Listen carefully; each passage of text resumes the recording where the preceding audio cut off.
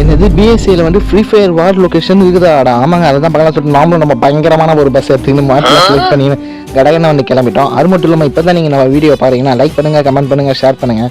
மறக்காமல் king of travel 46க்கு subscribe பண்ணுங்கள். அப்புறம் பக்கத்தில் பெல்லைக்கான டிங்னு கிளிக் பண்ணுங்க. அப்போ தான் நம்ம வந்து போகிற எல்லா வீடியோவும் நோட்டிஃபிகேஷனாக வந்துடும்.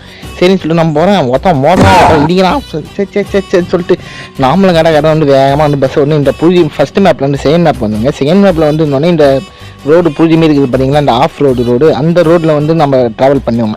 அந்த நான் வளைஞ்சி போயின்னுக்கிறேன். அதுவும் எவ்வளோ கஷ்டமாக போகிறோம் பாருங்கள். வண்டியெல்லாம் ஃபுல்லாக இருக்காச்சு. அப்புறம் சொல்லிட்டு நல்ல ரோடு வந்தோடனே ஃபஸ்ட்டு வர லெஃப்ட் எடுத்துன்னு பொத்தனாப்பில் போய் அப்படியே ரைட்டில் ஒரு அப்படியே போய் இந்த சைடில் போகணும்னு சொல்லுவாங்க. ஆனால் நம்ம அங்கே தான் போவோம். அங்கே போய் பார்த்தா அதுக்கு மேலே போக முடியல.